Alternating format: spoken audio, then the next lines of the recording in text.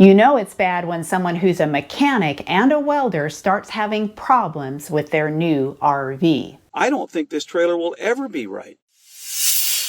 Welcome to the channel. I'm Liz. I have been RVing since the 80s and I've been making videos about the RV industry, helping people especially who've had problems with their new RV. In today's video, be prepared to be shocked as Harley and Ramona share their story.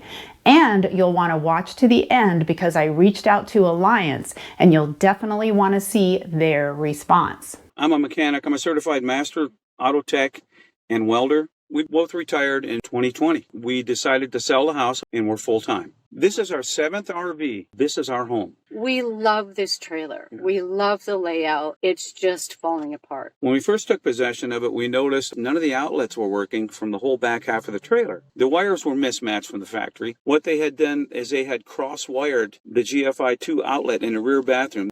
So I pulled both breaker boxes off at the front and rewired them so that I had the right power in the right places. I was into that about 5 hours getting that all straightened out. I went there the first day it came in and the generator had 0 hours on it. When we picked it up, it had 12 hours. And that's why the generator had so many hours, because instead of fixing it, they just ran the generator. It had a multitude of problems. The ceiling light was leaking water right above the dinette. I pulled it down and water was just running out. So I went up to the top of the RV and I noticed that they missed a little bit of silicone where the solar comes in through the roof. I sealed that up and that took care of that problem. But just those little things, I mean, how can you get out of the factory without having any of the outlets? Don't they check anything? I went with Alliance because all the switches are individualized. I'm a mechanic. I can fix it myself. But when you pay this much, the list price on this was $168,000.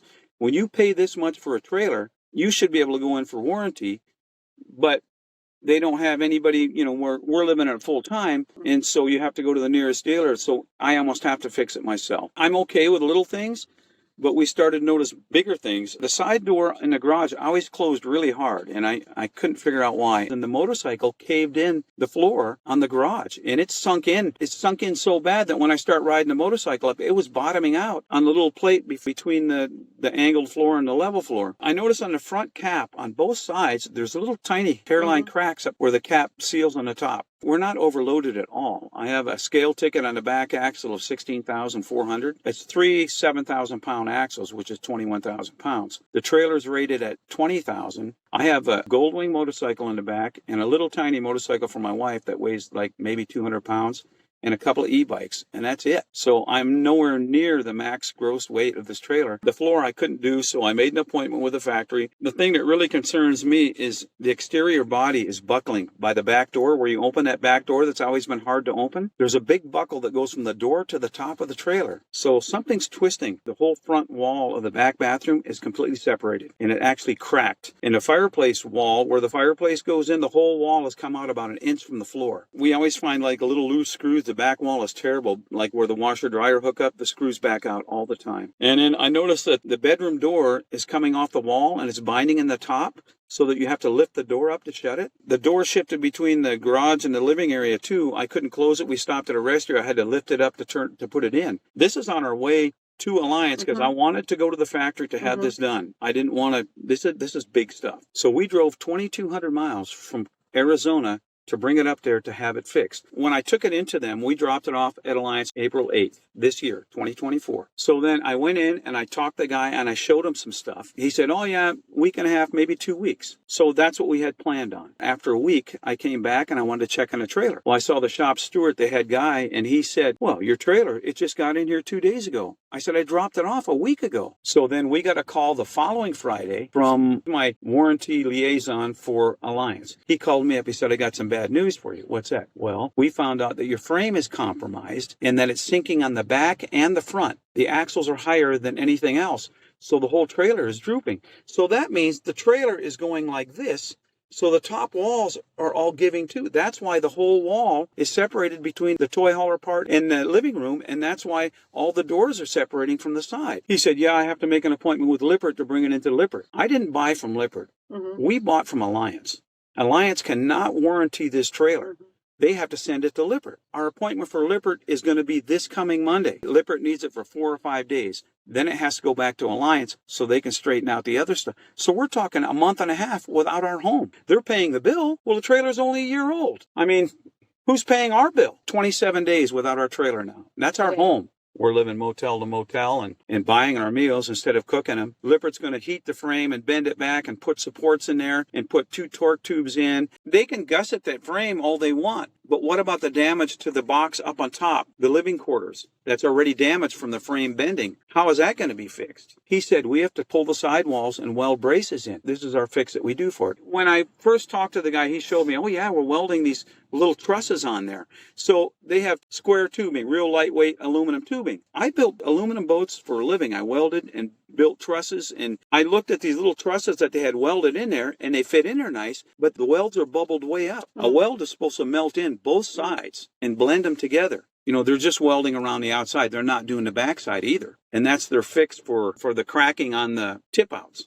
Our tip out never cracked, but our frame is buckling. I mean, the whole thing is buckled. I mean, they can put a new wall in, but what about the ceiling where it meets the side wall? All that was twisted. It's been twisted going down the road. So now the siding's pushed away from that Asdale or whatever. It's pushed away from the door. Well, how do you fix something like that? How are they going to tighten up the top? Like our top corner moldings kept coming out. I pushed them in. They put them in with staples. They're not serrated nails, so they don't hold. You push them in, they pop right back out. When you have something that's loose and wiggling back and forth, you're not going to be able to tighten up the inside unless you take all the sidewalls off. I don't think this trailer will ever be right. I wake up in the middle of the night and I'm upset. We invested a lot of money into this. Yeah.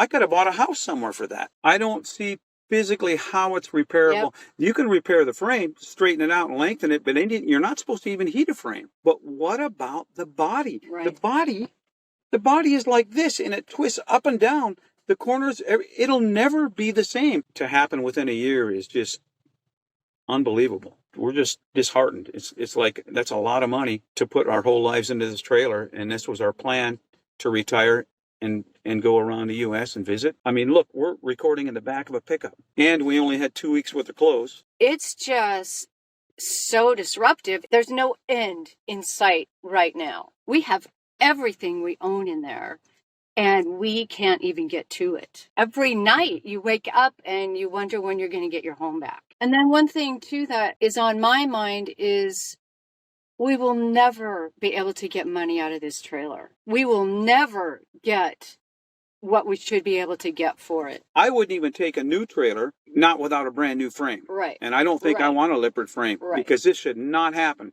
Lippert's not paying us anything, and they should. I wish I could have access to the engineering files for this trailer from Alliance to Lippert to find out whose fault it is. And you know if it's under-engineered, if the frame metal is too thin, if it doesn't have enough bracing, something happened for that thing to bend in the middle. We're definitely not overloading it.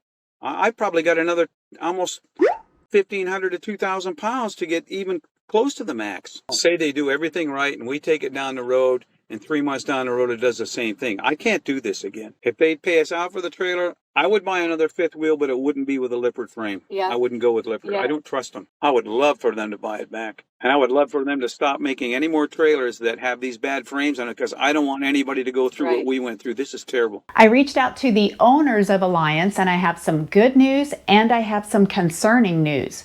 First, the good news. After Liz Amazing sent them an email, they bought it back for our set price that we thought was fair. Then he said to me, he said, you know, we're about taking care of our people. We're a privately owned business, and we're not corporate owned.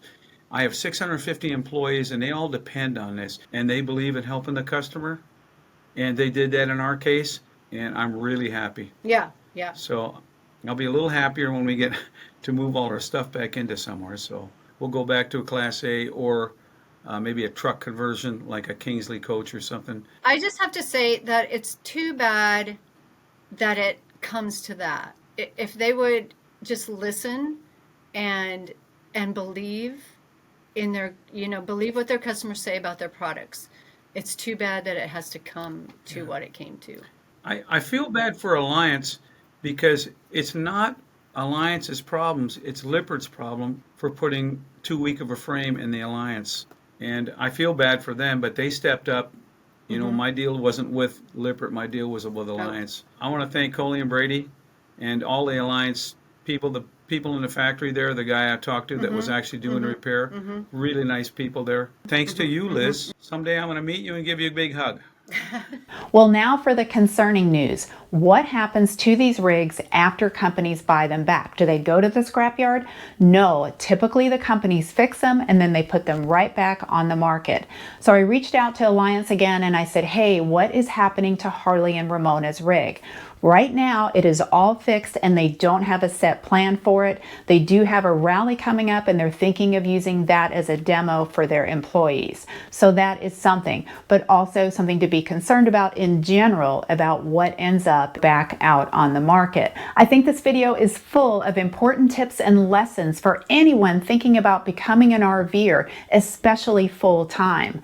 What are your favorite tips and advice for someone new to RV life? Let me know in the comments. If you want to follow Harley and Ramona on their full-time RV adventures, they have a YouTube channel, so check it out. It's RV Broke, and I'll have a link to that below. If you found this video valuable, please like, subscribe, and share. If you're shopping for an RV, new or used, you'll definitely want to get an inspection. A lot of people are trading in their COVID campers these days, and they're trading in their problems, so you'll want to definitely be aware and do your research. Thanks for watching and stay tuned.